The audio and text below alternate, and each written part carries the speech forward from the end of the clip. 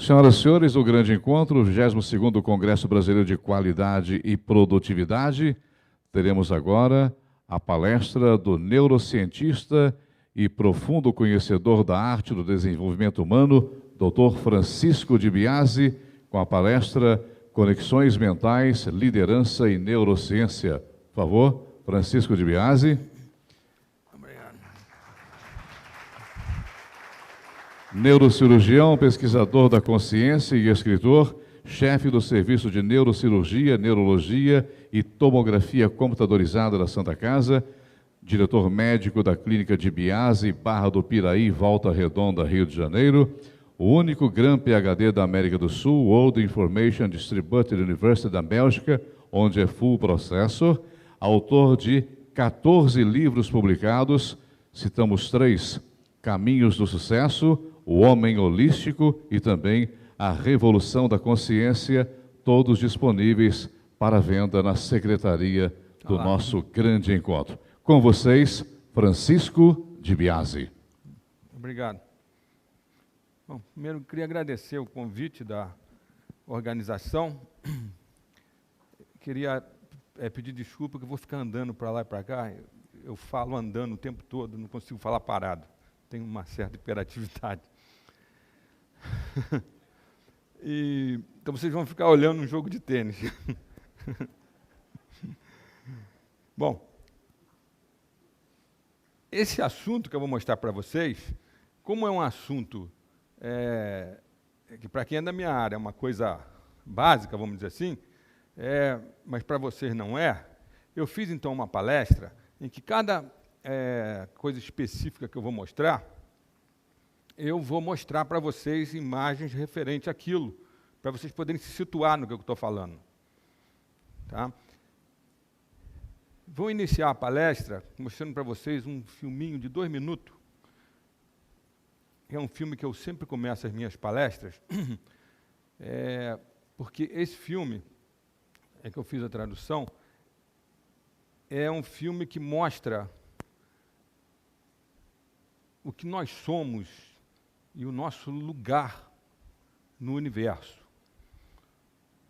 Para que vocês possam perceber, é um filme que emociona a gente, e sentir como a nossa própria estrutura, a nossa bioarquitetura, vamos dizer assim, é fruto de uma evolução cosmológica de cerca de 14 bilhões de anos, que é geradora de informação, matéria, energia, consciência, vida e consciência. E que a nossa consciência, que permite a gente estar aqui hoje conversando disso tudo, ela se fundamenta nos mesmos átomos que geraram esse universo, que se organizam de uma forma específica para a vida se manifestar. Esse filminho de 2 minutos vai dar uma visão disso para vocês, porque quando eu mostrar para vocês determinados aspectos moleculares, por exemplo, da interação entre o cérebro, entre a mente, o cérebro, o corpo, o DNA, eu preciso mostrar algumas características moleculares, e ali estão os mesmos átomos que foram forjados no interior das estrelas, e que permitiram essa evolução cosmológica até chegar a nós, e, de certa maneira, a gente pode dizer que nós somos, com a nossa consciência, o próprio universo que está se vendo através de nossos olhos, que está tomando consciência de si mesmo depois de esse tempo longo de evolução.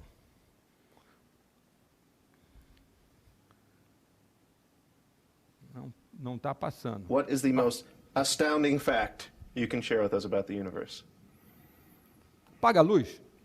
The most astounding fact The most astounding fact is the knowledge that the atoms that comprise life on Earth, the atoms that make up the human body, are traceable to the crucibles that cooked light elements into heavy elements in their core under extreme temperatures and pressures. These stars, the high-mass ones among them, when unstable in their later years, They collapsed and then exploded, scattering São as their supernovas. enriched guts across the galaxy. Guts made of carbon, nitrogen, A base da vida. oxygen, Carbono, nitrogênio, and oxigênio. all the fundamental ingredients of life itself. These ingredients become part of gas clouds that condense, collapse, form the next generation of solar systems, stars with orbiting planets. And those planets now have the ingredients for life itself. So that when I look up at the night sky, and I know that, yes, we are part of this universe, we are in this universe, but perhaps more important than both of those facts is that the universe is in us. When I reflect on that fact, I look up. Many people feel small because they're small and the universe is big, but I feel big because my atoms came from those stars. There's a level of connectivity. That's really what you want in life. You want to feel connected. You want to feel relevant. You want to feel like you're a participant in the goings-on of activities and events around you. That's precisely what we are, just by being alive. Isso é um filme tirado pela nave Cassini, que está em órbita em volta de Saturno, filmando esse satélite de Saturno chamado Encelados.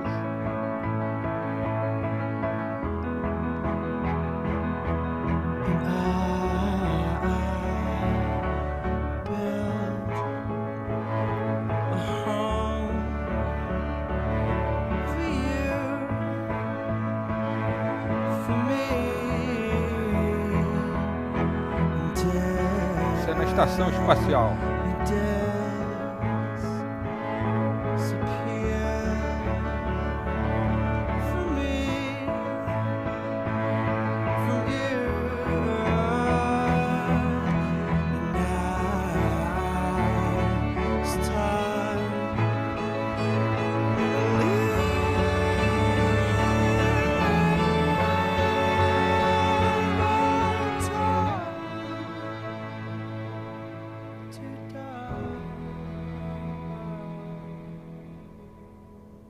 Emocionante, né? Eu estou sem o passador. Passa o próximo slide para mim. Eu queria mostrar, então, que essa evolução toda, ela depende de uma informação. Volta uma.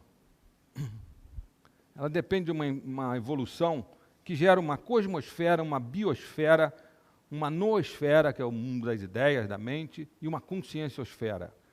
E que cada um desses etapas da evolução cosmológica, que vai permitir gerar vida e consciência, ela corresponde ao surgimento de um código informacional na história cósmica.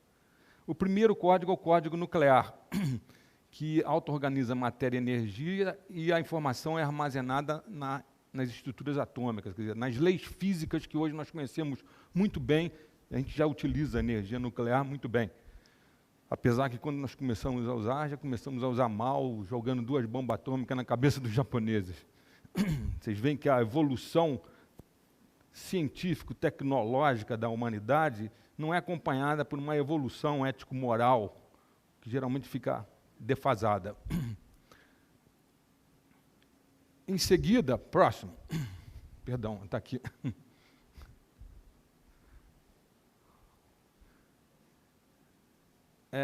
Depois de uns 8 bilhões de anos, mais ou menos, de evolução cosmológica, começa a se formar condições para surgir as biosferas dentro desse universo, que são áreas menores, com uma complexidade muito maior do que a complexidade do código nuclear. Nesses sistemas, há um código genético que está armazenado na molécula de DNA. É uma informação que está armazenada na molécula de DNA. A molécula de DNA, vou mostrar já para vocês, ela é uma macromolécula. É uma molécula com milhões de átomos que permitem, através de um código baseado em 4 letrinhas, organizar toda a informação que constitui o corpo de vocês, o cérebro de vocês. Cada uma dos trilhões de células que compõem o corpo de vocês tem no núcleo uma moléculazinha, uma dupla hélice, né, de DNA. E essa informação é uma informação cosmológica que está compactada dentro de vocês. Ela é um programa que nós estamos cumprindo e que nós estamos levando adiante. Esse nível da biosfera, com código genético, é o nível biológico e biosocial. Próximo. Perdão. Você vai passando para mim, que esse negócio aqui não está passando direito, não. A terceira etapa, em que surge um novo mecanismo de memória, que armazena as informações de uma maneira nova, é o código neural, que depende do aparecimento na evolução da vida de estruturas com redes neurais, que são os sistemas nervosos. A auto-organização desses sistemas nervosos depende da informação armazenada nessas redes neurais. Esse é o nível neuropsicológico e sociocultural da existência. Próximo. Nós estamos exatamente agora nessa etapa aqui em que essa noosfera, esse mundo das ideias, criou códigos de inteligência artificiais que auto-organizaram uma tecnosociedade em que a informação está sendo armazenada em sistemas de inteligência artificial, como os hardware, software e a internet. Esse nível tecnosocial, é um nível que está evoluindo e se desenvolvendo, se complexificando de uma forma muito rápida. A impressão que passa quando a gente vê os algorítmicos da evolução da tecnologia de informação do século XVIII para cá, é que nós acabamos de passar pelo joelho de uma curva exponencial, uma curva que sobe, né? E que agora nós estamos disparando, que para os próximos 5 anos nós devemos realizar, em termos tecnológicos, o que foi realizado nos últimos 40 anos, mais ou menos. A velocidade é muito rápida. Esse nível técnico-social está, então, com toda a tecnologia da informação, nos colocando imersos numa infosfera em que, com essa evolução exponencial da biotecnologia no mundo de hoje, da nanorobótica e da inteligência artificial, que vai se integrando à nossa inteligência humana, nós estamos nos transformando lentamente em ciborgues, quer dizer, organismos cibernéticos. Por quê? Porque nós já estamos fazendo isso de uma forma relativamente primitiva, né? A gente coloca prótese de quadril, coloca válvula no coração, coloca prótese coclear, coloca prótese para a pessoa ouvir bem, já colocamos uns chips no cérebro para melhorar o tremor da doença de Parkinson. Tudo isso são formas primitivas que nos próximos anos vão disparar e nós vamos começar a substituir um monte de coisas em nós. Não só através de nanorobótica, mas também da biotecnologia, principalmente com o desenvolvimento das células-tronco, que vocês já devem ter ouvido falar, que permite você criar qualquer tipo de órgão que você queira, remendar qualquer tipo de órgão que você queira. Então, provavelmente, a gente deve evoluir para uma mistura de homem e máquina nos próximos 50 anos. Daqui a 100 anos, talvez seja até difícil saber se a gente vai ser homem ou máquina, porque nós vamos estar de tal maneira integrados com essa tecnologia que não vai haver diferenciação. Eu vi há poucos dias, no Discovery Channel, um exemplo disso. O cara estava mostrando esse óculos novo que o Google está lançando, que tem uma lentezinha do lado da lente aqui, em que você dá um comando verbal, aquilo é um celular, e aí aparece nessa lentezinha aqui um monitor da net, né? Você vê a internet. Então você pode, com aquela lentezinha, dar um comando, como você dá no computador, como você dá no seu celular, e acessar, por exemplo, o seu Facebook. Quando terminou o programa, o cara falou assim, mas já existe, em forma experimental nos laboratórios, essa mesma tecnologia em lentes de contato.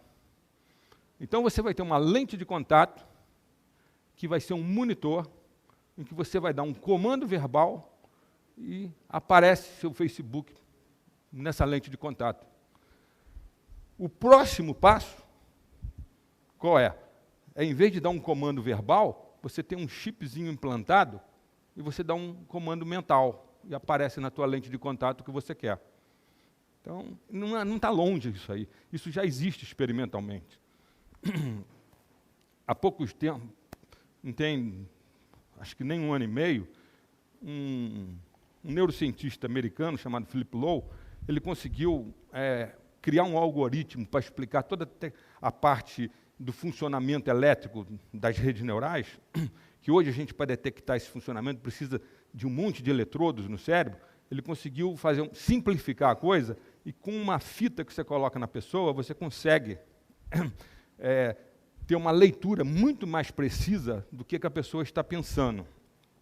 Ele está usando essa tecnologia para ver se... Você já ouviu falar no Hawking, aquele cientista de Oxford, que está na cadeira de roda, ele tem uma esclerose lateral amiotrófica, que é uma doença que paralisa você todo, mas a sua mente fica normal. Ela destrói todas as suas vias motoras. É uma doença incurável. E ele se comunica por uns pequenos movimentos de pálpebra que ele tem de rosto, com um computador especial que foi criado para ele poder dar aula assim. Esse Philip Lowe está treinando ele para ele poder usar essa tecnologia e, com o pensamento dele, você identificar a atividade elétrica e transferir para um computador que vai dizer qual é a palavra que ele está pensando. Então, vocês veem que a coisa não está longe de mudar. Quando a gente estiver nesse ponto de conhecer bem e aplicar bem tecnologia a nível molecular e a nível atômico, por exemplo, computadores quânticos, todo mundo pensava que não existia. A NASA revelou agora, há um mês atrás, que há 2 anos ela já está testando um computador quântico. Computadores quânticos têm uma capacidade infinitamente maior de processamento do que os computadores digitais. Está se transformando uma realidade e nós estamos colocando informação nos padrões de matéria e energia do universo. A informação inteligente, conhecimento inteligente, nas próprias estruturas moleculares e estruturas quânticas, né, de partículas subatômicas. Próximo. O próximo passo que nós estamos evoluindo para isso é um passo em que já estamos conhecendo os códigos quântico e holográficos que armazenam a informação tanto na estrutura do universo, através da teoria quântica holográfica do universo, de um físico que vocês conhecem, chamado David Bohm, que fez uma evolução da teoria ortodoxa do Bohr, que vocês aprenderam no curso secundário, a teoria quântica do Bohr, para uma teoria que é determinística e é compatível com a teoria da relatividade, e que mostra que o nosso universo tem características quântico-holográficas. Mas já existe todo um conhecimento que não está nas universidades, de que a nossa mente funciona através de processos quântico-holográficos. Uma coisa que sempre me intrigou como médico, quando eu estava estudando, é que eu via toda a evolução tecnológica que estava ocorrendo no século XX. Eu já sou meio antigo, eu estudei nos anos 70, eu tenho 64 anos. Essa tecnologia toda que estava surgindo dos anos 70 para cá, ela era fruto do conhecimento que existe hoje da física quântica. Nós podemos projetar aqui, nós podemos ter celular, nós podemos ter tomografia, ter ressonância, ter satélite, tudo isso porque existe física quântica. E me intrigava muito que ninguém usava esse conhecimento para tentar explicar o funcionamento do sistema nervoso. Mas algumas pessoas começaram a fazer isso. Hoje eu sou uma das pessoas também que está colocando propostas em cima disso.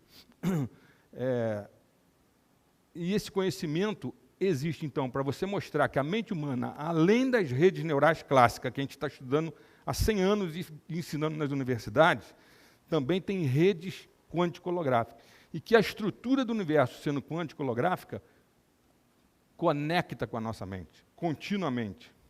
Existe uma coisa, uma propriedade fundamental do universo, vocês já ouviram falar, que chama-se não localidade ou informação não local, que é uma informação instantânea que existe entre tudo.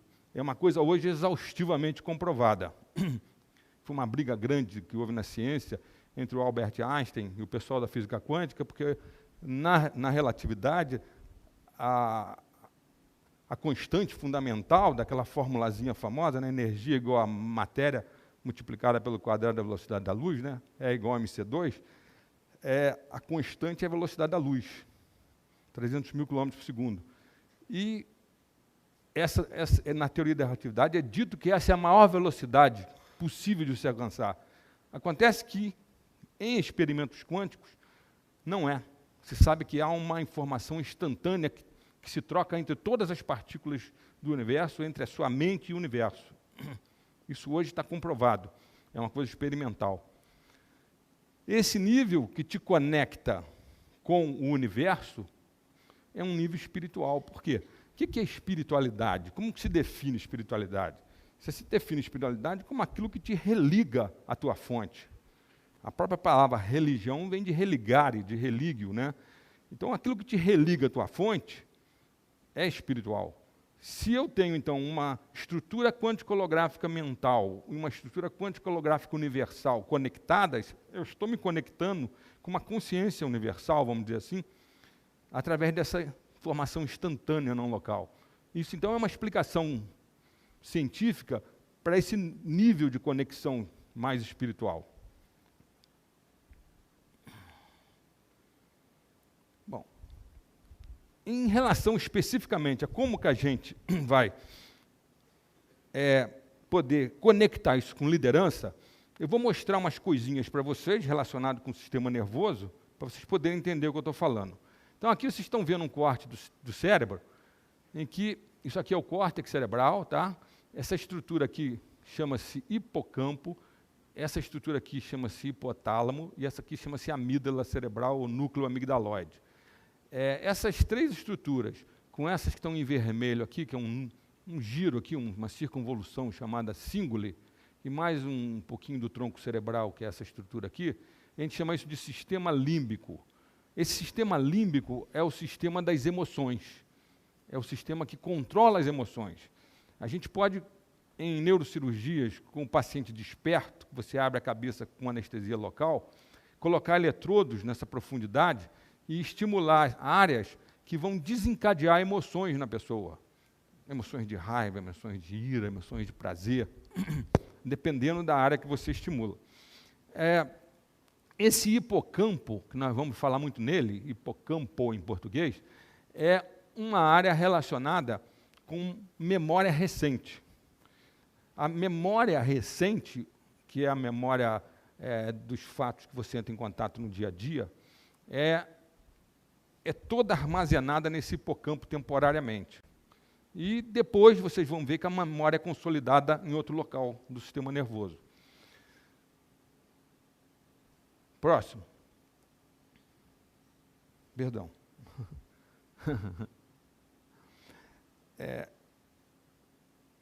Existe um diálogo entre a sua mente e o seu cérebro. Esse diálogo ocorre principalmente durante o sono, o sonho e o repouso, quando a sua mente consciente não está muito ativa. E esse diálogo é entre o hipocampo e o córtex cerebral. E ele repete e vai atualizando e consolidando a nova experiência de vida que você viveu de um modo adaptativo, para você se adaptar àquela experiência.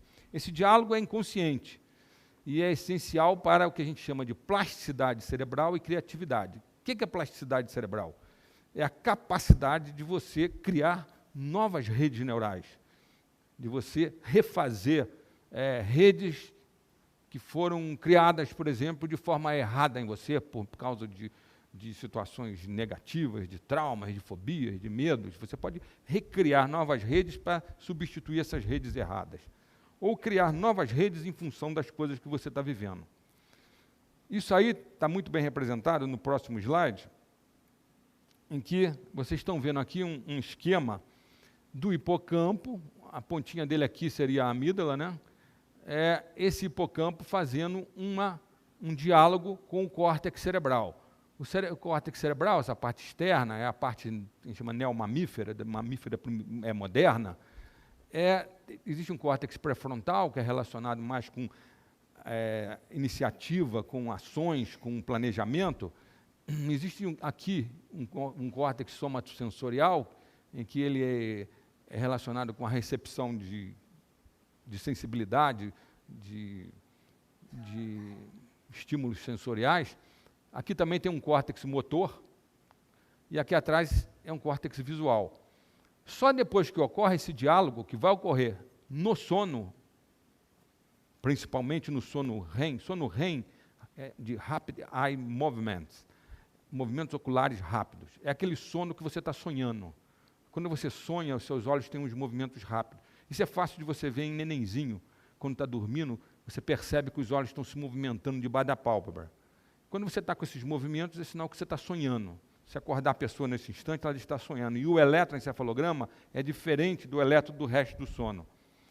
Bom, então, durante esse período, você faz esse diálogo de tal maneira que tudo aquilo que o hipocampo aprendeu, guardou, memorizou temporariamente, comportamentos, memórias, como está escrito aqui, aprendizagens, vai ser, então, consolidado no córtex cerebral. Se você estudar, aprender, ou ter alguma experiência, algum insight, e não dormir, às vezes tem pessoas que fazem isso, tomam uns comprimidos para ficar excitados, estudam que nem uns malucos e não dormem. Você fica só com a memória temporária, você não consolida a memória. Se a pessoa fizer isso, se você retirar o hipocampo, isso é feito em animal, a memória desaparece, porque ela não foi consolidada durante o sono. Então é preciso que você durma para consolidar aquilo que você aprendeu e vivenciou durante o dia. Tá? Se você fizer armazenar memórias, armazenar aprendizagem, comportamentos e dormir, pode-se retirar o hipocampo que você, no dia seguinte, está com a memória consolidada. Tá? Isso é muito bem feito em animais, muito controladinhas as experiências. Esse diálogo, então, que eu vou mostrar para vocês, que ocorre entre o hipocampo, o córtex cerebral e entre o cérebro todo, com essas emoções todas, nessa circuitaria desse sistema límbico, e o DNA, que está dentro do núcleo de cada célula, é uma coisa que foi estudada por esse doutor Eric Kandel, que ganhou o prêmio Nobel por ter descoberto como é que a memória se processa no ano 2000. O Kandel é um velhinho maravilhoso, é um homem de 80 anos, 82 anos, que tem um laboratório maravilhoso nos Estados Unidos. Ele é um judeu que, com 12 anos, a família fugiu da Áustria para poder fugir do nazismo. E aí ele, nos Estados Unidos, desenvolveu durante anos e anos e anos uma pesquisa e conseguiu comprovar como a memória recente se transforma em memória a longo prazo. É um processo molecular que eu não vou entrar em detalhes aqui, mas isso aqui eu tirei de um trabalho dele, de um livro dele chamado In Search of Memory, em que ele mostra o seguinte: fatores sociais alteram o seu comportamento, claro, através de aprendizagem, e isso vai desencadear mudanças genéticas. Aquela história de que o DNA é imutável era um dogma do século passado. Hoje se sabe que o DNA se transforma o tempo todo. Desencadeia mudanças genéticas que vão alterar as conexões sinápticas. As conexões sinápticas são as conexões entre os neurônios. Quando você altera a conexão sináptica, é porque você está gerando novas memórias, novas ideias, novas aprendizagens. Então, isso vai provocar mudanças no padrão anatômico das interconexões celulares do cérebro. Essa frase aqui foi uma profecia que esse homem fez em 2001. Com a melhora da resolução das imagens cerebrais, teremos avaliações quantitativas da psicoterapia, que é um fator social, né? Quando você está em psicoterapia, você está tendo insights, você está mudando redes neurais. Naquela época que ele escreveu isso, você não tinha ressonâncias funcionais capazes de mostrar essas modificações, mas hoje nós temos. Hoje você pode fazer uma ressonância, se você estiver muito deprimido, vai mostrar um tipo de atividade cerebral relacionada com déficit de alguns neurotransmissores, mensageiros químicos do cérebro, como dopamina, serotonina. E se você faz uma psicoterapia e ela funciona, você sai da depressão, a ressonância funcional de 6 meses depois vai mostrar essa melhora. Então você pode saber se a psicoterapia está funcionando. Você pode saber se um coaching está funcionando, que não deixa de ser uma forma de psicoterapia. Eu tenho uma imagem, depois dessa daqui, que mostra isso para vocês. A regulação da expressão genética. Expressão genética, vocês vão ver já, é quando o DNA manda uma ordem do núcleo da célula para uma organela fora do núcleo, no citoplasma, chamada ribossomo, para começar a sintetizar proteínas. A base de todas as formas de vida que nós conhecemos são os ácidos nucleicos, DNA, RNA, e as proteínas. E as proteínas fazem tudo no nosso organismo, como vocês vão ver. Então, a regulação da expressão genética por fatores sociais influencia todas as funções do corpo e do cérebro. E essas influências serão incorporadas às expressões de genes específicos em células nervosas de regiões específicas do cérebro. Então, o seu cérebro muda, tanto anatomicamente como fisiologicamente, em função de um diálogo que ele faz com o DNA. Tá? E aí que vai entrar a importância disso para a excelência e para a liderança. Vocês vão ver. Isso aqui... Agora não quer passou. Eu tirei da revista New Scientist, uns meses atrás, em que você vê aqui, em cinza, uma imagem de ressonância estrutural, essa ressonância comum que vocês costumam ver, né? Aliás, já devem ter visto, né? Que o cérebro foi tornado semi-transparente por técnicas de computação gráfica.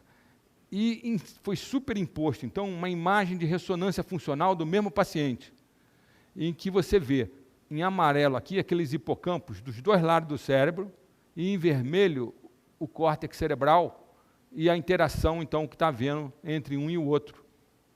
Quando está vermelho e amarelo assim, porque está havendo atividade nessas áreas.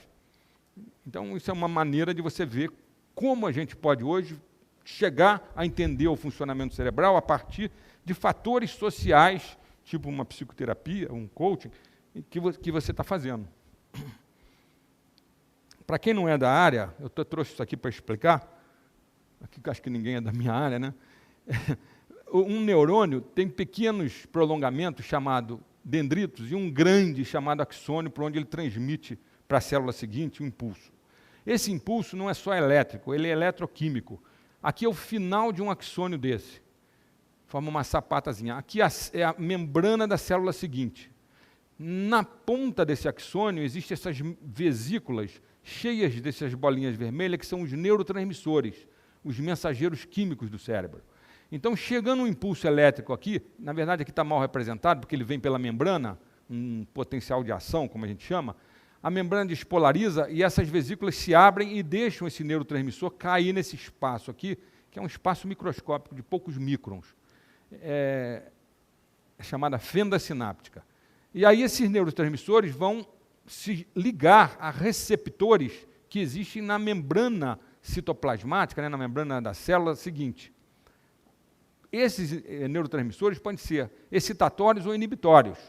E através da excitação, num cálculo algébrico de excitação e inibição, é que você vai chegar à conclusão, a célula vai chegar à conclusão se ela despolariza e manda uma informação para frente ou não. Tá? Esse delay, né, esse retardo que existe na transmissão elétrica no sistema nervoso, é que faz com que a gente seja muito menos veloz no processamento do que um computador. O computador, ele processa ali com elétrons correndo, isso vai à velocidade da luz, 300 mil quilômetros por segundo. Esse processamento aí vai a 100 metros por segundo. A vantagem que nós temos em relação a esses supercomputadores de hoje é que nós temos uma rede neural muito mais densa. A gente consegue processar cerca de 700 bilhões, 4 trilhões de cálculos por segundo nessas redes do tipo do cérebro, que é o que agora alguns neurocomputadores estão alcançando. Aqui é uma molécula de DNA, que vocês já devem ter visto isso muitas vezes, né? Ela é uma hélice dupla, tem uma fita em forma de espiral e uma outra que entrelaça com ela. E tem aqui essas estruturas moleculares, que vocês vão ver já, que a gente chama de adenina, timina, guanina e citosina. A gente chama isso de bases nitrogenadas.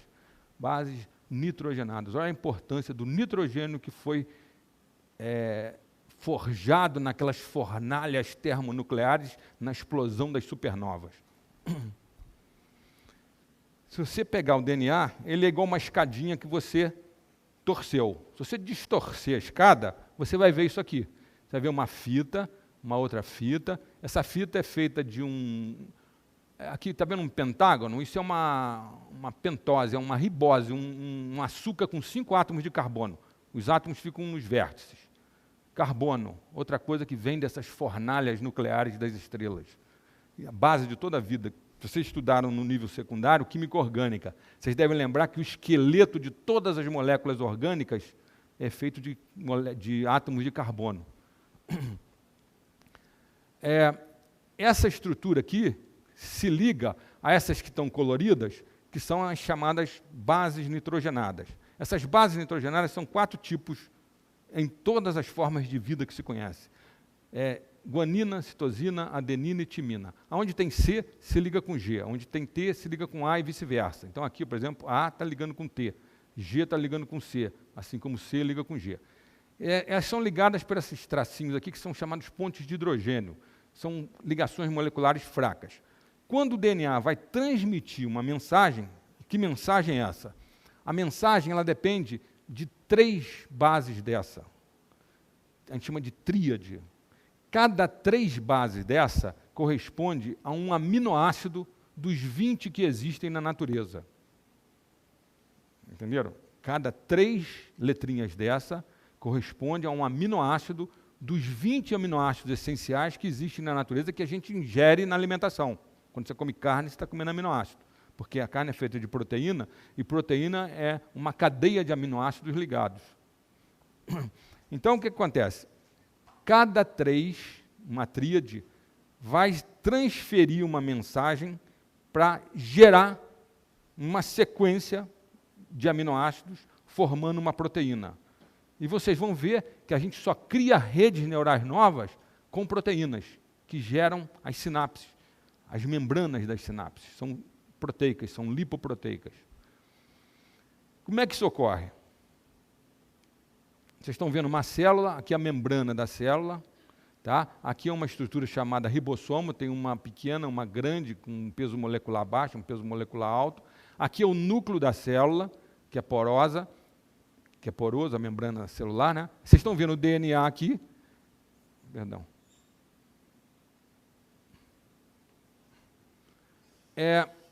Esse DNA aqui, ele é separado, os 2 lados do DNA, tem uma enzima que corta o DNA no meio, aí separa aquelas 2 fitas, aí chega um outro tipo de ácido nucleico, que a gente chama de RNA mensageiro, ou M, está representado aqui, ele se acopla a uma daquelas fitas e copia aquelas tríades todas, aquelas informações todas. Aí ele sai do núcleo e vai com essa informação para o ribossomo. Lá no ribossomo ele passa aqui e cada 3 letrinhas, estão vendo aqui? Um outro tipo de RNA, que está representado aqui, tRNA, ou RNA transportador, ele lê que isso aqui é relacionado com um aminoácido e traz esse aminoácido que está representado aqui por uma bolinha. Aí ele acopla aqui, traz um aminoácido, passa outra tríade, traz outro aminoácido, aqui está representado um erro, que seria uma mutação. E assim por diante, até formar essa sequência aqui de aminoácidos, cerca de 30, 36 aminoácidos em sequência, forma uma proteína. Tá?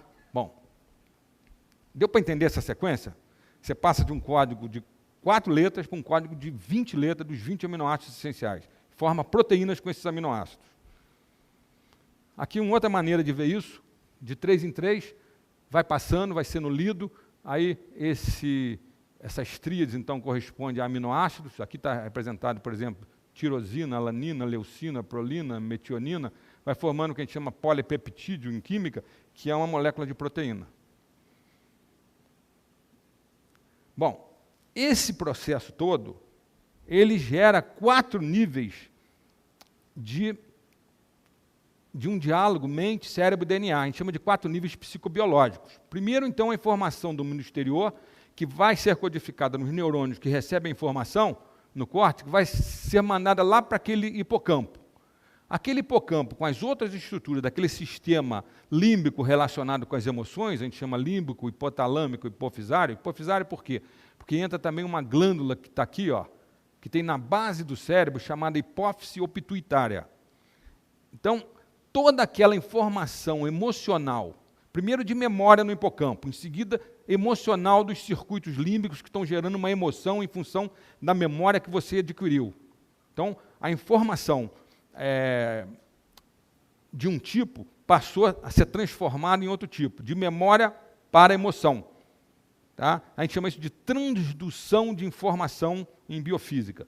Então, houve uma transdução de informação de memória para informação nos circuitos límbicos, que são circuitos emocionais. Aí, esses circuitos se conectam, então, com essa glândula que está na base do cérebro. Essa glândula é a maestra de todas as glândulas. Ela manda hormônios, que são mensageiros moleculares, que vão estimular todas as glândulas do teu corpo e todas as células do teu corpo. Então, aquela informação que estava em forma emocional vai ser transformada numa informação molecular em forma de hormônio. Tá? E aí esses hormônios são moléculas mensageiras que vão levar pela circulação a informação até os receptores que tem nas membranas das células. Oi? Hipófise ou pituitária.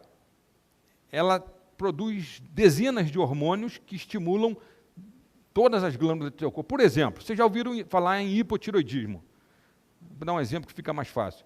Então, essa glândula produz um hormônio chamado TSH, hormônio tireoestimulante. As siglas são em inglês, Thyroid Stimulating Hormone. Aí, esse hormônio estimula a tireoide que está aqui no pescoço. Aí, a tireoide, então, estimulada, vai produzir os seus hormônios, que é a triodotironina e a tetraiodotironina. São T3 e T4, que a gente chama. Quando a produção está normal, e está circulando no teu sangue uma quantidade de T3 e T4 normal, há um feedback lá no cérebro de que deve manter esse mesmo grau de estimulação. Mas se a sua tireoide começar a diminuir a produção desse T3 e T4, T3 e T4 são hormônios relacionados com a velocidade das reações químicas intracelulares. Se você tiver pouco hormônio da tireoide, você começa a funcionar mais lentamente, começa a engordar, você fica mais lento.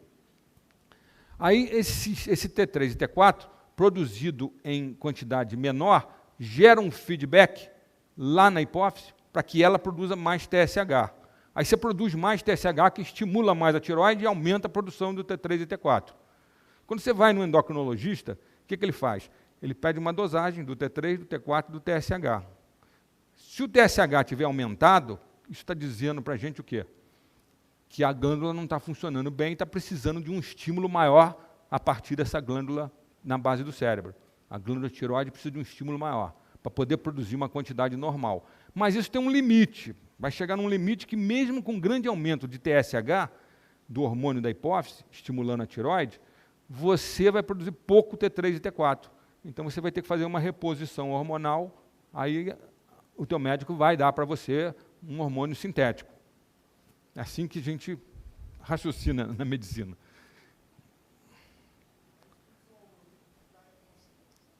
Tudo isso ocorre inconsciente em você. Você não tem noção de nada disso.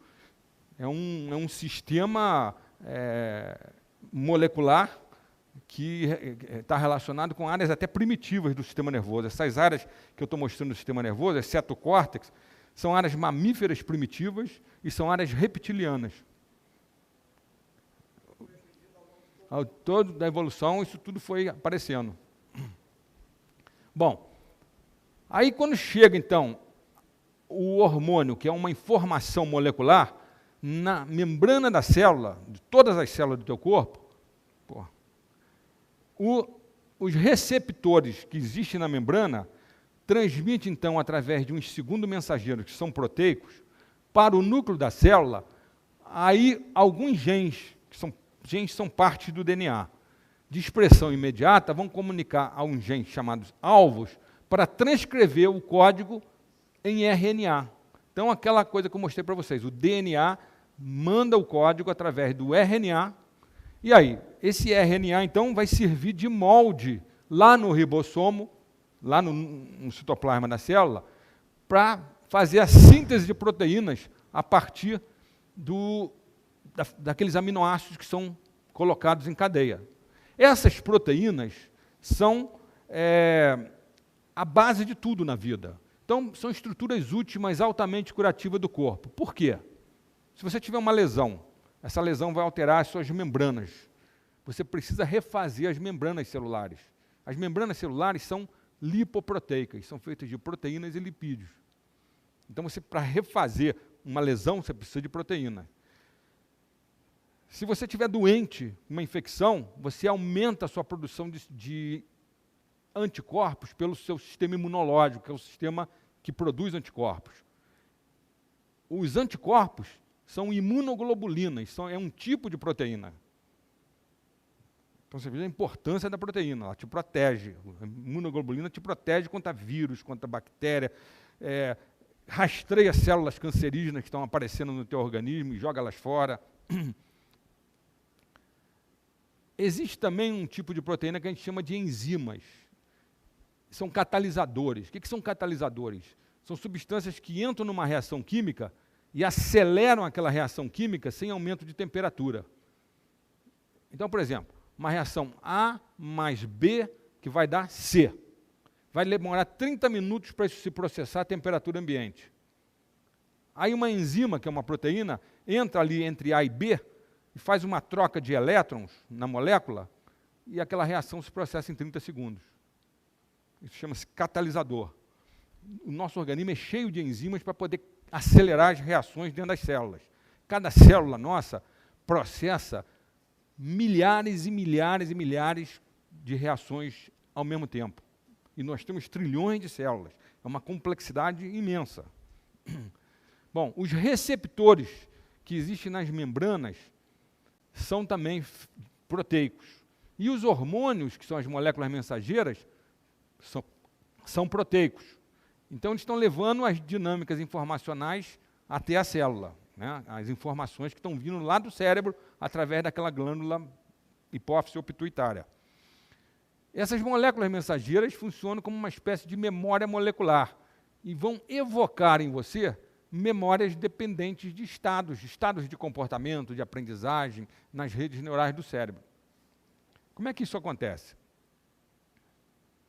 Essa figura ela parece complicada, mas não é não. Eu vou mostrar para vocês. Aqui é o cérebro, aqui é aquele sistema límbico que vocês viram antes. Aqui o cara representou o hipotálamo, aquele núcleo em cima da pituitária ou hipófise.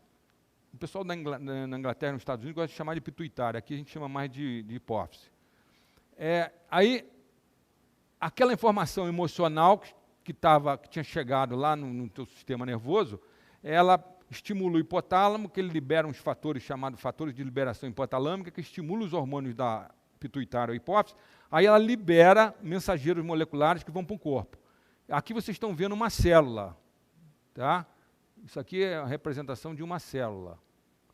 Então, esses mensageiros moleculares vão afetar receptores, por exemplo, que estão representados ali por uma mãozinha, na membrana da célula. Ou podem alguns hormônios entrar e estimular receptores na membrana do núcleo da célula, ou até diretamente no DNA. E vão estimular, então, a expressão genética. O que é expressão genética? É a formação de proteínas. Tá? É passar o código do DNA para o ribossomo para gerar proteína. A gente chama isso de expressão genética.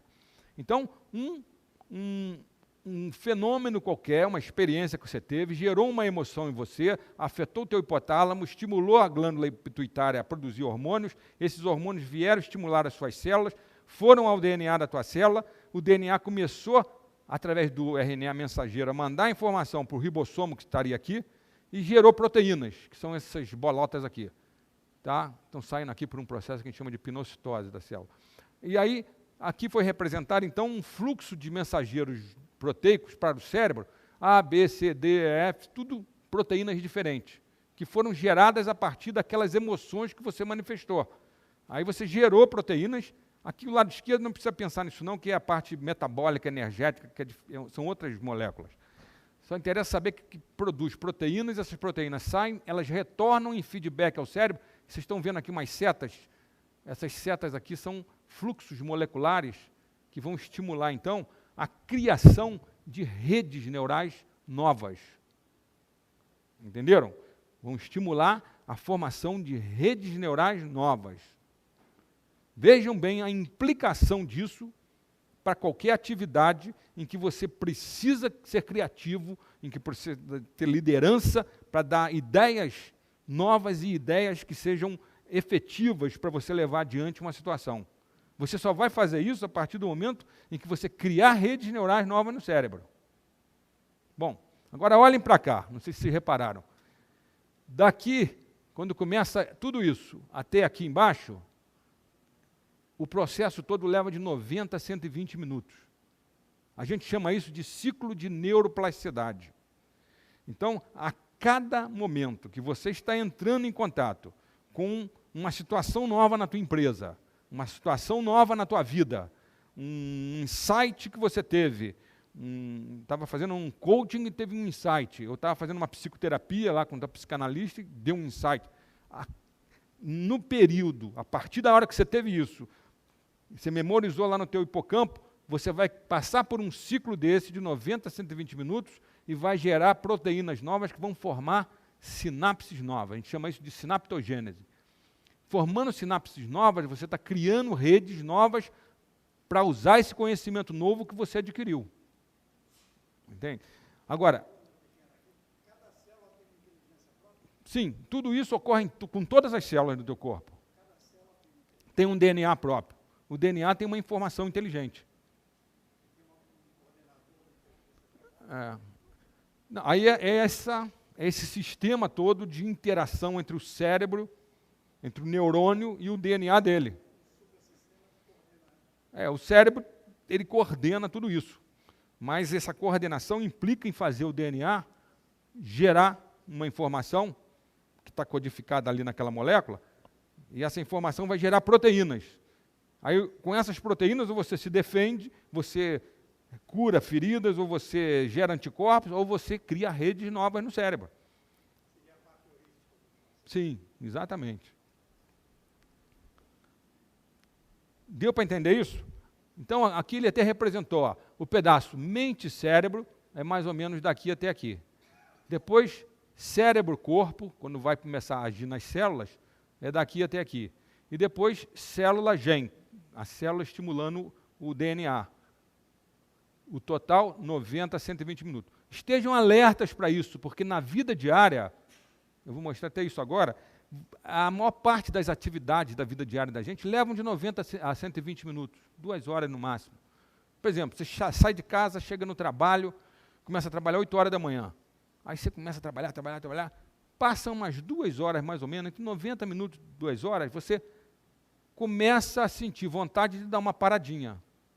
Aí se levanta, chama um amigo, vamos tomar um cafezinho ali na cantina, bate um papo, refresca, toma uma cafeína para dar um up, e aí volta mais ativado. Aí você entra num outro ciclo desse.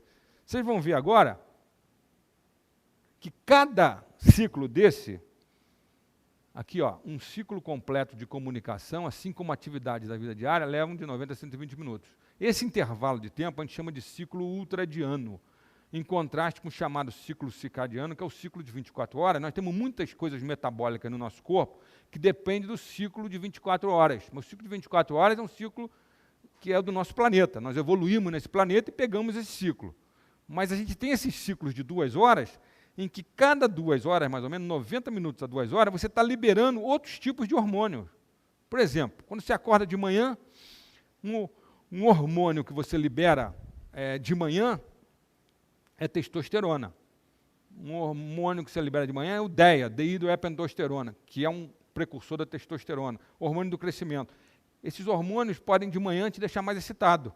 Por isso que muita gente gosta de transar de manhã. Porque quando ele acorda, tem um pico hormonal de testosterona e ele procura a transa, entendeu?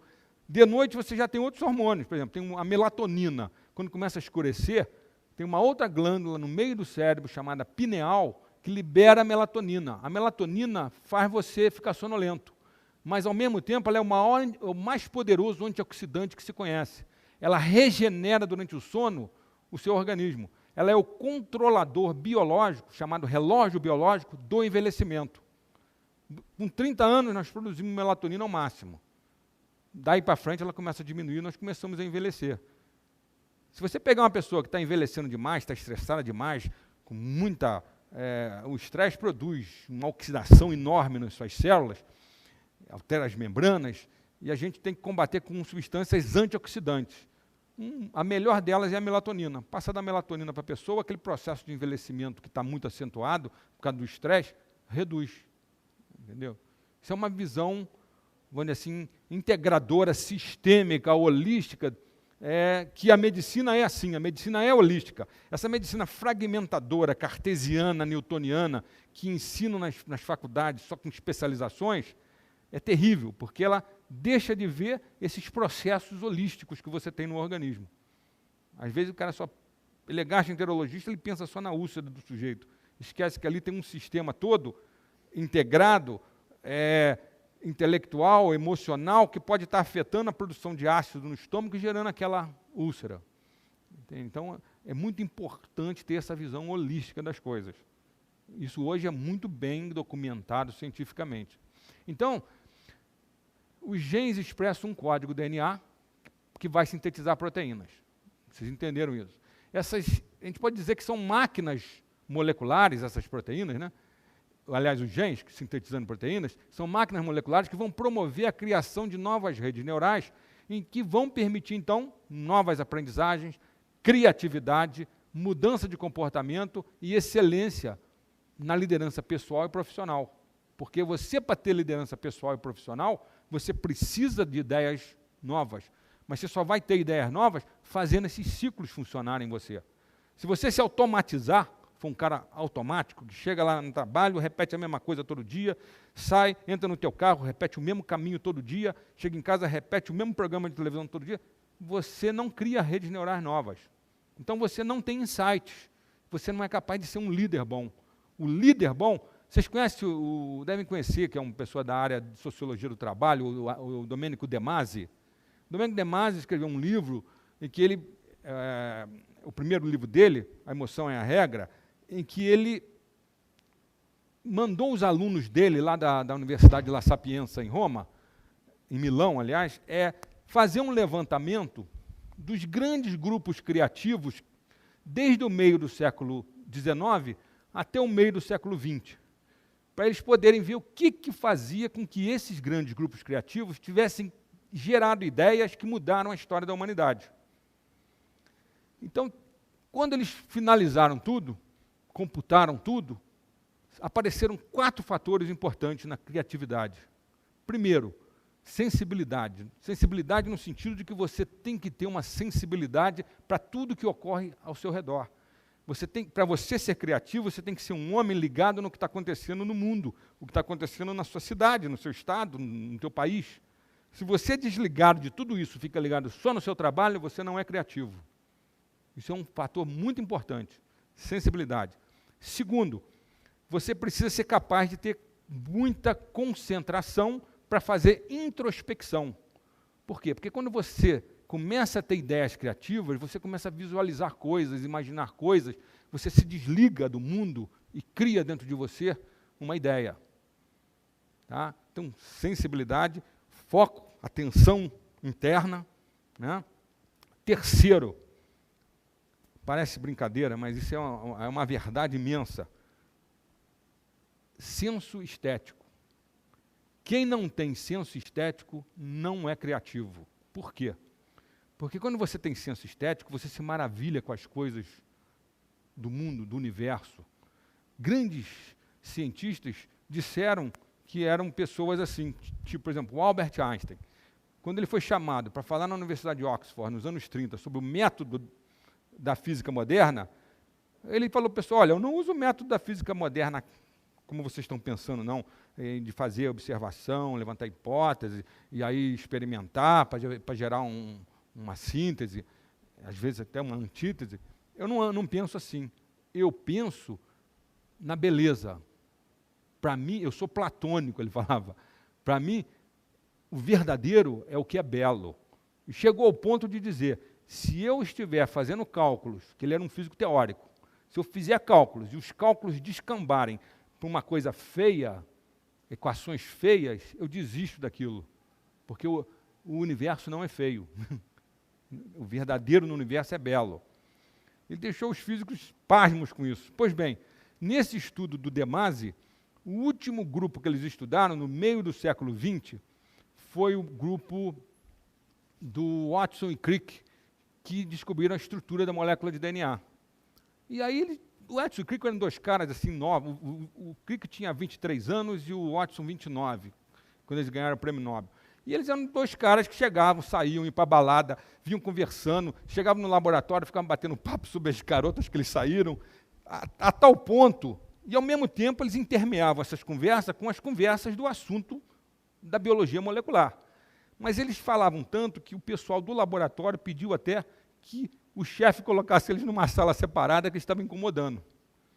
Pois bem, na época em que eles fizeram esse estudo, os alemães estavam na competição e os americanos também. O laboratório americano do Linus Pauling parecia que ia ganhar, porque o Linus Pauling já tinha ganho 2 prêmios Nobel, um pela estrutura das proteínas e o outro da paz. E se achava que ele ia ganhar um terceiro com a descoberta do DNA.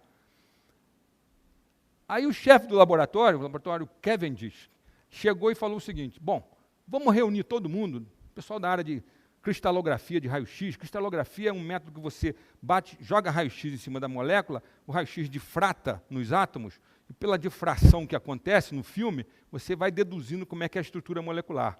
Juntou isso, juntou os bioquímicos, que mostravam que cada radical químico dá uma função diferente e tal, e o pessoal da estrutura mesmo atômica, que era o Watson Crick. Aí ele mandou que todo mundo levasse uns modelos das moléculas. Isso foi nos anos 50. Nos anos 50 não tinha esses programas que a gente tem hoje de modelização de moléculas. Você tinha que fazer de papelão e de arame. E cada um levava o teu modelinho e mostrava lá. Chegou lá, tinha 50 modelos de moléculas que todo mundo levou. O Watson, que era um cara muito de sensibilidade estética, ficou quieto, deixou todo mundo falar.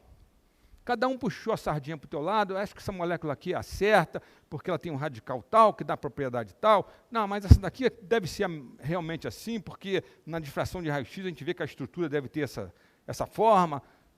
Depois que todo mundo falou, ele foi lá, pegou a molécula dele, que era essa hélice dupla do DNA, e falou para todo mundo assim: pessoal, essa molécula aqui é a molécula de DNA.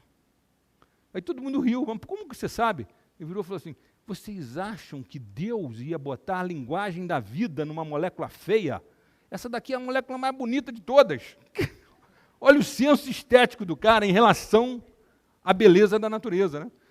Eles não tinham certeza por onde começar. O chefe do laboratório falou: vamos começar pela molécula do Watson. Ganharam a corrida e ganharam o prêmio Nobel. Então, ganhou porque ele tinha senso estético. Entenderam? Esse senso estético é importantíssimo para você deduzir coisas na sua vida. Sensibilidade para o mundo, senso estético, capacidade de focar e ter introspecção, senão você não é criativo, e importantíssimo, tempo livre. Aliás, o De Masi escreveu até um outro segundo livro chamado Ócio Criativo. Se você não tiver tempo livre, você não é criativo. Isso que o pessoal do Google está fazendo, que tem aqueles centros enormes de lazer lá, em que as pessoas vão para lá, ficam na rede, relaxando, andam de bicicleta, vão para a esteira, mergulham na piscina, ficam batendo papo, comem alguma coisa. Isso aí é que faz a pessoa ser criativa. Quando eu for falar em empresas, às vezes o cara fala, for falar sobre criatividade, às vezes eu falo para o pessoal: olha, vocês não vão ser mais criativos chamando o Dr. Francisco de Biasi para chegar aqui e falar de criatividade, não. Para vocês serem criativos, vocês precisam estar relaxados. Então, vocês vão ter ideias, de repente, quando você está passeando na praia com a tua namorada, ou você assistiu um filme interessante, saiu do filme cheio de ideias, ou está cantando no chuveiro e, de repente, tem um insight, acaba de fazer amor e está relaxado ali, tchum, de repente, vem uma ideia na cabeça. Aliás, a física quântica existe porque um dos pais da física quântica, que foi o Erwin Schrödinger, ele diz que a equação básica da física quântica é a equação de Schrödinger. Ele diz que ele tinha ido com a amante dele para os Alpes austríacos, ele é austríaco, e lá, depois de uma transa, ele teve a ideia da equação. Então existe física quântica porque esse cara teve esse insight, criou redes neurais novas na hora que ele estava relaxado, entenderam? Já estamos quase acabando. Bom, intuição é um insight, iluminação que você tem. Isso está mais relacionado com o hemisfério cerebral direito. A gente sabe que o hemisfério cerebral esquerdo, quando você faz cirurgias de desconexão dos dois hemisférios e bota a pessoa que ficou com o cérebro desconectado para ser estudada por neuropsicólogos, você detecta que o hemisfério esquerdo ele é mais lógico, mais matemático, ele é verbal, ele funciona através de conceitos, ele é mais algébrico. Já o direito é mais sintético, é mais geométrico. Tem áreas relacionadas com artes, com música, entendeu? Então, a intuição é mais pelo lado direito, que ele, sendo mais sintético, ele é mais holístico, no sentido que ele dá uma coisa sistêmica. É aquele insight, por exemplo, você está fazendo a tua tese de doutorado há 2 anos, já acabou o curso e você não consegue chegar a uma conclusão, você citou fulano, citou ciclano, beltrano, mas você sente que tem uma coisa nova que você pode criar e a coisa não aparece. Aí, tu está lá passeando na praia, de repente, tchum, vem a coisa prontinha. É um insight mais do hemisfério direito. Não é aquela coisa lógico-matemática do método científico que a gente aprende na universidade, que você vai passo a passo, de forma linear, chegando a conclusões. Entendeu? É claro que para você chegar a uma conclusão num insight, é preciso que você tenha conhecimento sobre o assunto, né? Você já estudou uma opção de coisa e aí cria uma coisa nova através de associações. Então, sintetizando isso aí, a expressão genética, que é aquela coisa que vai gerar a síntese de proteínas, a expressão genética, síntese proteica, a sinaptogênese é como a gente chama a fabricação dessas sinapses, dessas conexões novas. São a base física da memória, da aprendizagem, do comportamento, da excelência, da liderança e de experiências humanas criativas, tanto nas artes, na ciência, quanto na vida. Tudo na vida você passa por esses ciclos de 90 a 120 minutos. Então, quando você for para casa, entra num caminho diferente, para estimular a criação de redes novas. Quando você chegar de noite na tua casa, em vez de acender a luz, entra com o olho fechado, tentando se localizar dentro do seu apartamento, sem a visão. Com isso você está usando outras vias neurais. Em vez de ficar lendo só o assunto no qual você é especialista, vai ler um pouco de poesia, vai escutar um pouco de jazz, vai escutar um pouco de música clássica, entendeu? Coisas diferentes, completamente do que você faz. A gente, às vezes, vê pessoas que são fechadas no lógico-matemático. Isso é muito comum, às vezes, com matemáticos, professores de matemática que são gênios, que têm livros publicados, o cara dá aulas maravilhosas, mas que, às vezes, quando você vai conversar com ele, você se decepciona. Às vezes é um cara que é incapaz de querer ir ver um jogo no Maracanã, é incapaz de querer passear na praia, é incapaz de gostar de uma poesia, sabe? Não gosta de jogar conversa fora sobre mulher, sobre as coisas que todo homem fala, entendeu? E isso aí mostra um cara fechado num tipo de inteligência só, que é a inteligência lógico-matemática. Ele não vai ser criativo, ele precisa ter essa inteligência lógico-matemática do hemisfério esquerdo, precisa ter a inteligência intuitiva do hemisfério direito, precisa ter uma inteligência emocional daquele sistema límbico, que é mamífero primitivo, que te dá vamos dizer assim, a energia, te dá a motivação para você levar estratégias lógico-matemáticas adiante. E tem que ter uma inteligência também, que é do tronco cerebral reptiliano, que ela é instintiva. Tem coisas que você nasce com ela. Tem comportamentos que são instintivos. Comportamento, por exemplo, de autopreservação, de preservação da espécie, a reação de luta e fuga que você manifesta quando você está com estresse. Você libera um monte de hormônios e neurotransmissores para você poder enfrentar a situação de desafio que o estresse provoca. Então, é a mistura disso tudo que vai te dar uma coisa sistêmica, uma inteligência que a gente pode chamar de holística ou sistêmica, com um pouquinho de cada coisa. Se você se fechar numa só, você não vai ser criativo. Uma coisa interessante, para a gente que é brasileiro, novidades, enriquecimento ambiental e exercício físico, através de uma pesquisa brasileira, não sei se vocês ouviram falar num cara chamado Siddhartha Ribeiro, que é de Natal, ele é um neurocientista brasileiro. ele fez uma pesquisa mostrando que quando a gente experiencia novidades significativas, enriquecimento ambiental, e isso ninguém sabia, ou quando a gente se exercita durante o estado de vigília, quer dizer, quando a gente faz a nossa caminhada, a nossa corridinha matinal, nós estamos criando redes neurais novas.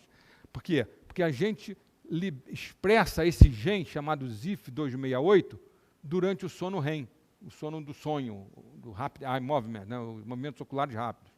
Esse gene, ZIF268, é um gene de expressão imediata que está relacionado a estados comportamentais associados à geração de proteínas e fatores de crescimento neuronal, que são proteicos também, que fazem o neurônio crescer, e que facilitam a plasticidade cerebral. Então, os fundamentos da excelência e da capacidade de liderança estão relacionados com você entrar em contato com novidades frequentes, enriquecer o seu ambiente, não só de trabalho, mas da tua vida, com coisas diferentes, e praticar exercício. Parece mentira, né? Mas exercício gera redes neurais novas. Depois, na hora que você dorme, estimula. Esse enriquecimento e novidades são coisas que você, na própria empresa, você pode estar em contato com isso. Por exemplo, todas as novidades tecnológicas na área de informação que surgiram nos últimos 10 anos são coisas que estimulam a gente. Né? Se sai um videogame novo e você gosta de videogame, quando você está jogando videogame, aquilo está estimulando a tua capacidade de coordenação e de decisão. Hoje se sabe isso. Está até sendo feita agora uma nova geração de videogames que não tem coisas violentas para poder estimular a criançada de uma maneira mais adequada.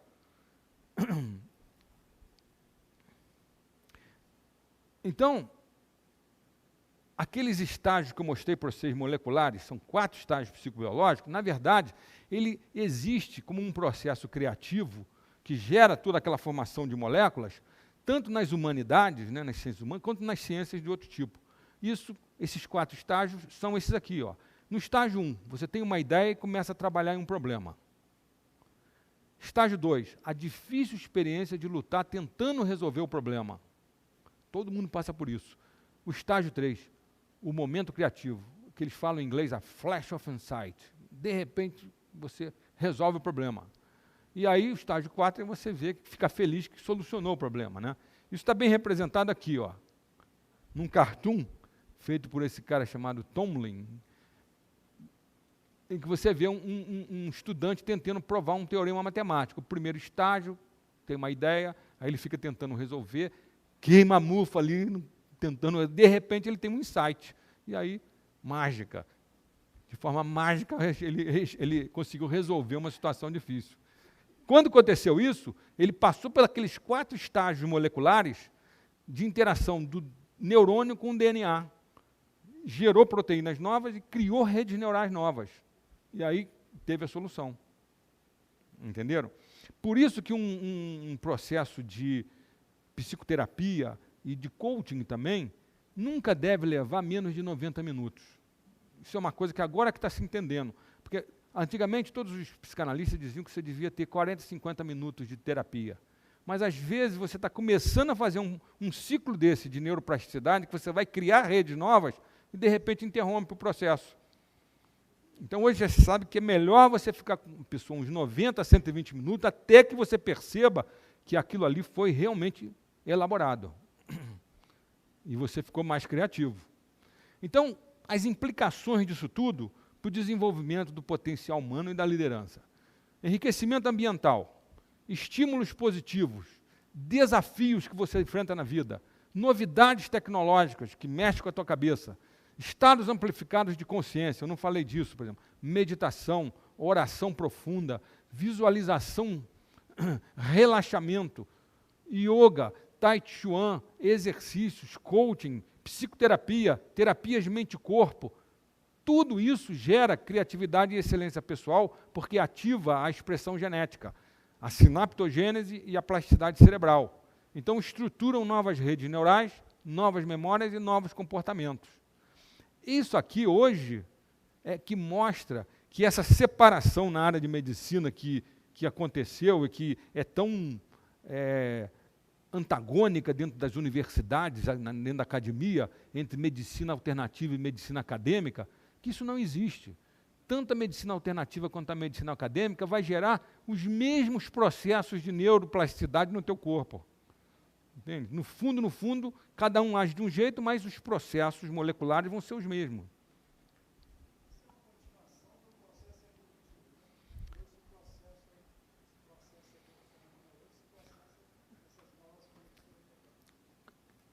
A herança nossa a herança nossa evolutiva, filogenética, né, vamos dizer assim, ela é de 3 cérebros. Nós temos 3 cérebros em um. Nós temos uma trindade cerebral. Um cérebro reptiliano, que é aquele tronco cerebral, a parte mais baixa do cérebro, que continua com a medula, né, que é um cérebro relacionado com instintos, comportamentos instintivos.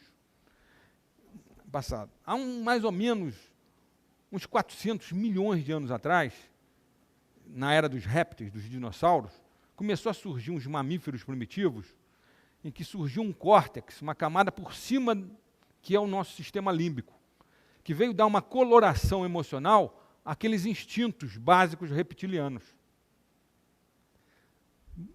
Aí houve uma extinção em massa, uns 60 milhões de anos atrás, parece que a Terra se chocou com um cometa ou com um asteroide, isso provocou uma explosão brutal, e a Terra ficou envolta numa poeira e rapidamente gerou uma era glacial. 90 e tantos % das espécies que existiam naquela época, entre elas os dinossauros, foram extintos. Mas sobreviveu um mamífero primitivo que já tinha esse sistema de córtex, dando colorações emocional ao instinto. Então, um instinto, por exemplo, de um réptil, quando ele vai procriar, é chegar, encostar, transmitir e acabou. Já um mamífero primitivo sente prazer em fazer isso.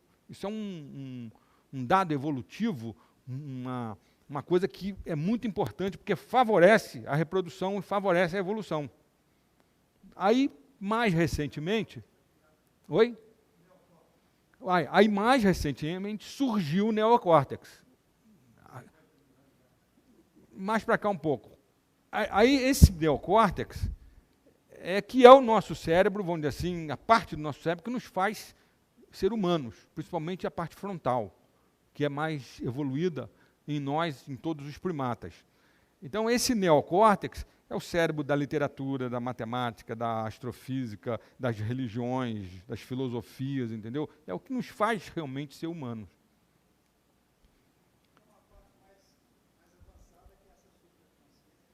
Bom, a intuição vem por você trabalhar alguma coisa, usa mais o lado direito do cérebro, mas é claro que entra todo esse sistema todo, ele é todo interconectado. Eles não funcionam separadamente. Cada um tem os seus neurotransmissores, mas esses neurotransmissores agem em todos eles. Então, tipo noradrenalina, dopamina, serotonina, encefalinas.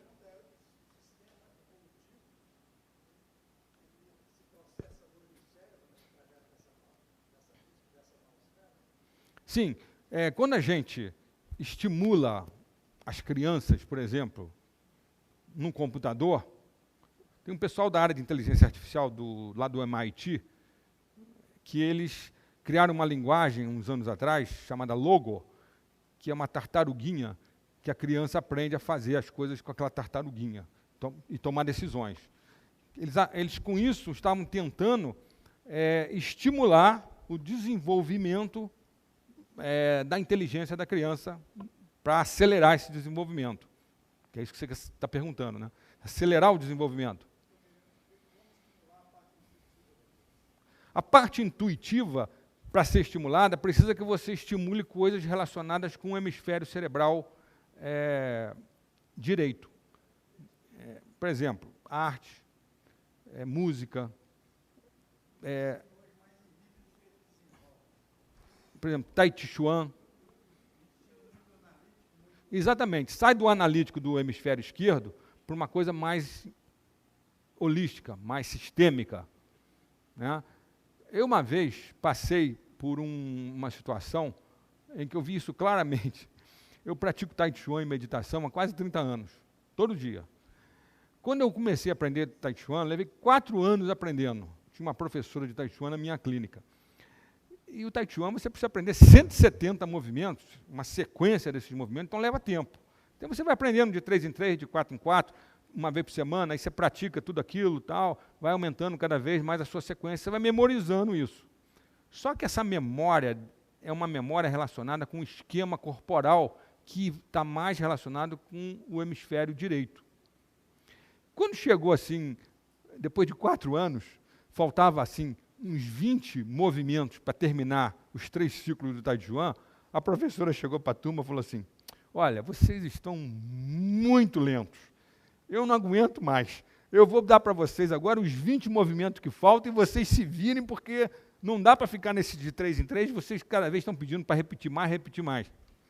Aí ficou todo mundo, pô, como é que não vamos guardar 20 movimentos de repente?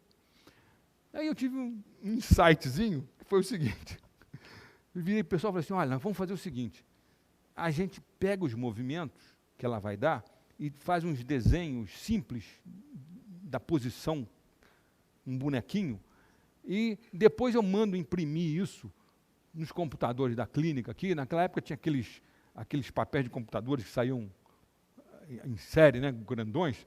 Eu mando imprimir aquilo, a gente depois prega nas paredes aqui do salão, e aí quando a gente estiver rodando para fazer um movimento, a gente vê o movimento seguinte e vai continuando. Pô, fizemos isso. A gente não conseguia decorar esse troço. Por quê? Porque eu estava até então, durante 4 anos, usando um esquema corporal que é uma memória relacionada com o meu hemisfério direito. De repente, eu mudei para o hemisfério esquerdo. Criei um sistema lógico para me ver a imagem. Não adiantou. Tivemos que voltar àquele negócio de aprender de 3 em 3 até acabar o ciclo todo. Então, tem essas diferenças. E estimular uma criança é ensinar ela oração, meditação, visualização, artes, poesia, música, tudo aquilo que a gente acha que é mais feminino, que na verdade não é. Tanto o feminino quanto o masculino são mesclados, eles se misturam no nosso cérebro. Oi? A noosfera é o mundo das ideias, que você gera, que a gente pode considerar até como um mundo à parte, né? Vamos dizer assim, as obras de Shakespeare, ou a Quinta Sinfonia do Beethoven, elas existem independente de mim e de você. Elas estão aí escritas na noosfera do conhecimento humano. Nós já criamos uma noosfera artificial, que é a internet. A internet o que é? Uma mente artificial que existe em torno do planeta. Que parece que hoje já está sendo acessada por 1 bilhão de pessoas. Então, a quantidade de conhecimento que está nessas redes eletromagnéticas é uma coisa imensa. Isso é uma noosfera artificial que nós criamos. Agora, isso não é a conscienciosfera. Existem trabalhos muito bem conduzidos que são feitos dentro de unidades de tratamento intensivo, CTIs, em que as pessoas sofrem morte cerebral e depois que você reanima, faz uma ressuscitação, às vezes a pessoa 5, 10 minutos depois retorna, uma parada cardíaca, por exemplo, e a pessoa relata que sai do corpo, flutua dentro do CTI, sai, vai em outro lugar do hospital. Tem casos que a pessoa relatou que viu uma parente lá na emergência chegando com um ataque cardíaco. Quando ela voltou a si, pediu à enfermeira, por favor, vai lá que tem uma tia minha na emergência. Falei, tá, que isso, você estava em coma, você não podia saber disso. Até que uma enfermeira que achava que podia ter acontecido mesmo uma situação dessa, foi lá na emergência e a tia do cara estava lá. Entende? Há pessoas que saem, que são cegas, e que conseguem enxergar e conseguem dizer a cor da gravata do médico, o nome do aparelho que está usando para dar eletrochoque, o crachá da enfermeira, dizer o nome da enfermeira, voltam a enxergar. Então, isso que sai não é o nosso cérebro, porque já foi feito experimentos em alguns pacientes com eletroencefalograma. E o eletroencefalograma mostra o cérebro parado, isoelétrico, quer dizer, zerado. Não há atividade elétrica cerebral. Se não há atividade elétrica cerebral, as críticas cartesianas, newtonianas, mecanicistas, dizem que não, esse pessoal está alucinando, é a quantidade de remédio que a gente injeta neles que está alterando o cérebro, eles estão tendo alucinação. Mas é muito esquisito que todo mundo, na Mongólia, na França, na Alemanha, no Brasil, na Rússia, nos Estados Unidos, todo mundo tem os mesmos tipos de alucinação. Todo mundo ou sai e flutua e vê as coisas, ou se não, entra num túnel, e nesse túnel, em direção a uma luz, você entra em contato com parentes seus que já morreram, que dizem para você voltar que não está na tua hora. Entende? Pelo modelo, pelo paradigma neurológico, psicológico, clássico da medicina ocidental, não tem como explicar isso. Você só consegue explicar isso saindo desse paradigma, uma visão mais holística, em que você está interconectado com todo o universo. E isso precisa da física quântica explicando uma nova forma de funcionamento do cérebro, que é o meu trabalho hoje em dia. Eu tenho mais de 100 trabalhos publicados nos Estados Unidos, na Europa, aqui no Brasil, sobre esse assunto, de redes quântico-holográficas no cérebro. Trabalho com o Dr. Carl Pribban, que criou a teoria holográfica da mente, que é lá de Georgetown, ele é emérito em Stanford, na Virgínia, e nós temos 3 livros juntos, 2 nos Estados Unidos e um aqui no Brasil. Um deles está até aí, chama-se Fronteiras da Consciência. Bom, vamos terminar isso. Então, esse acho que é o último slide. Então, a gente tem um diálogo criativo com os nossos genes que vai permitir o desenvolvimento humano.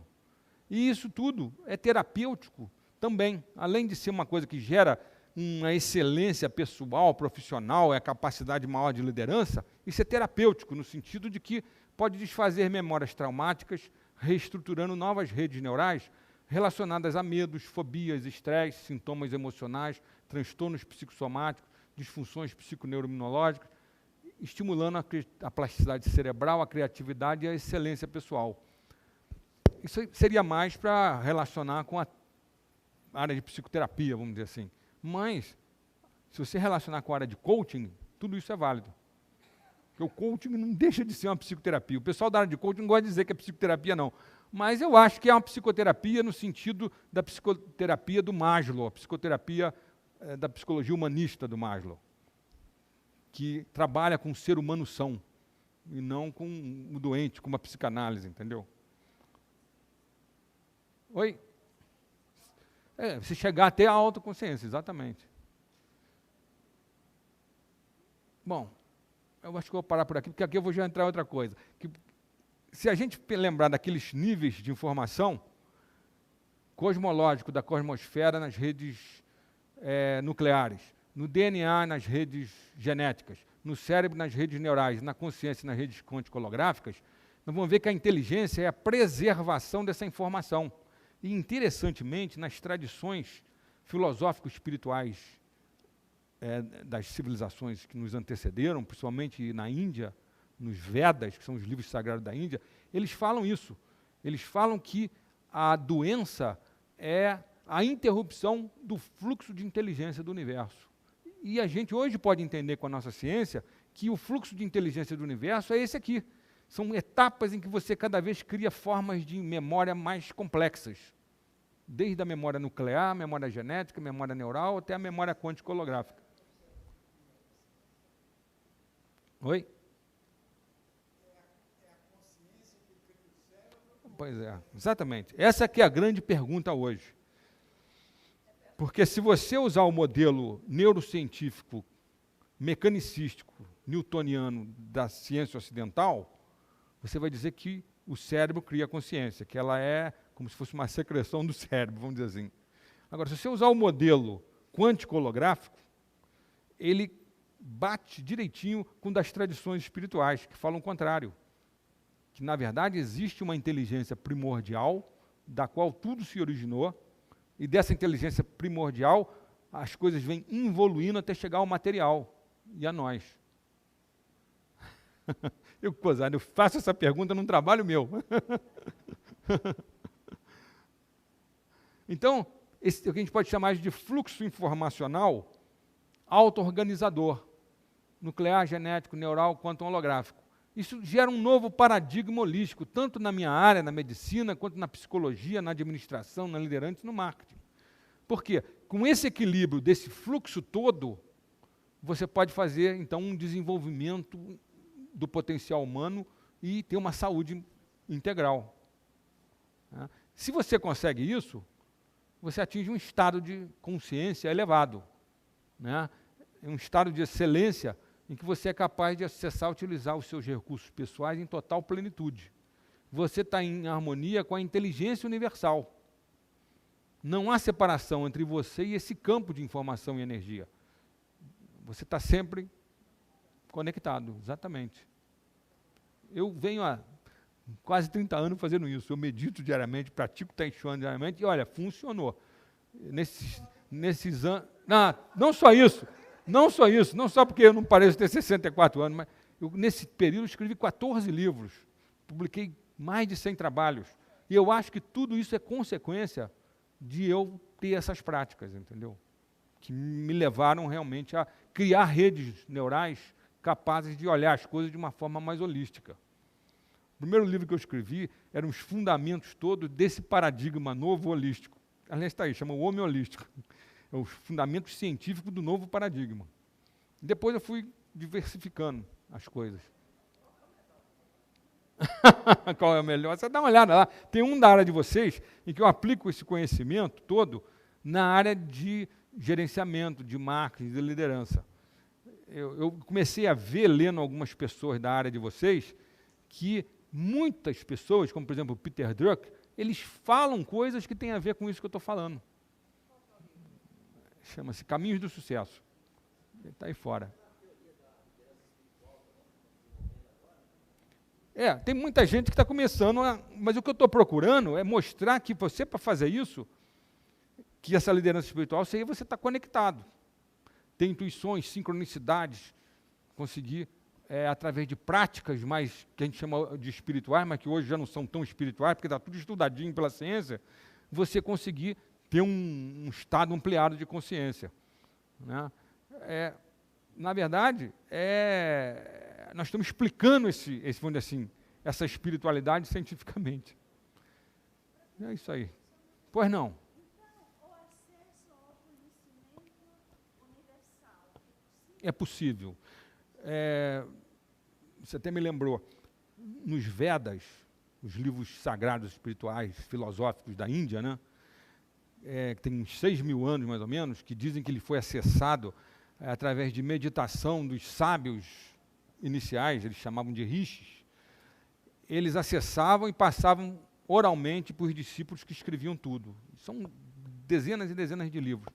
Nesse livro, eles falam que existe o que é denominado arquivos akáshicos. A caixa é o espaço do universo. E eles dizem que todo o conhecimento do universo pode ser acessado se você entrar num estado de consciência capaz de fazer isso.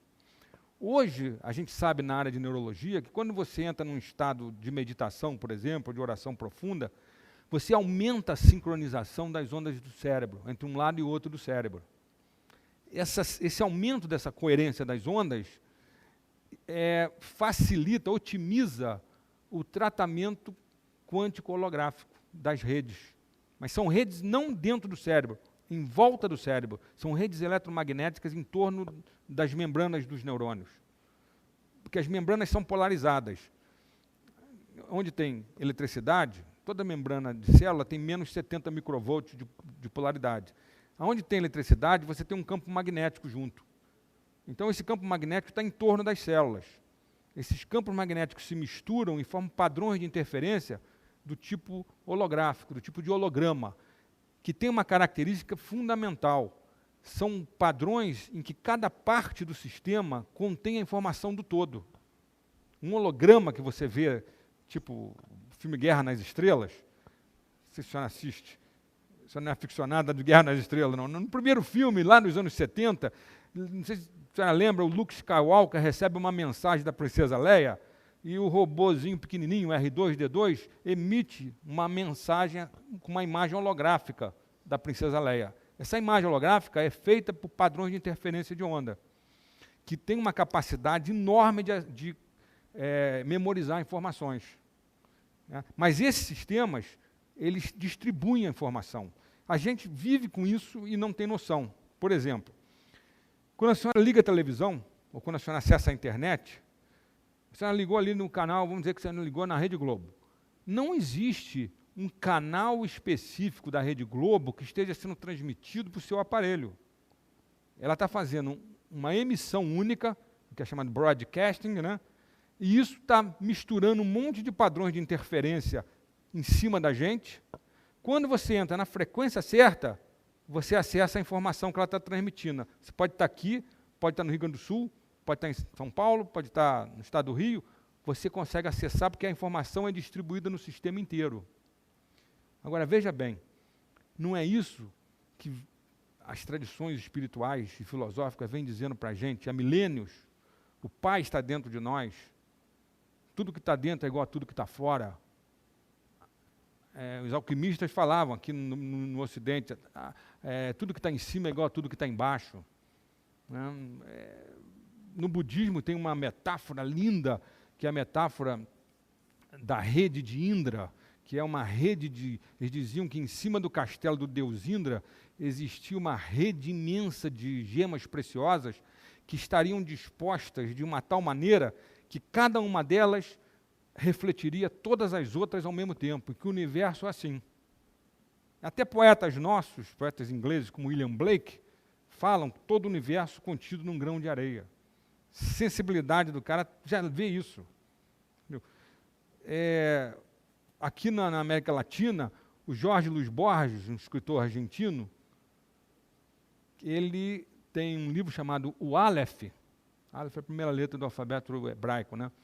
Em que ele mostra o Aleph como um centro em que do qual você veria tudo no universo ao mesmo tempo. Mas o universo é assim. Hoje se sabe pela física quântica holográfica que o nosso universo é holográfico. Cada parte do universo contém a informação do todo. Então, quando você pode otimizar o tratamento holográfico da informação no teu cérebro, meditando, orando, relaxando, você conecta com esse universo e pode acessar a informação toda desses 14 bilhões de anos de evolução. Muito obrigado.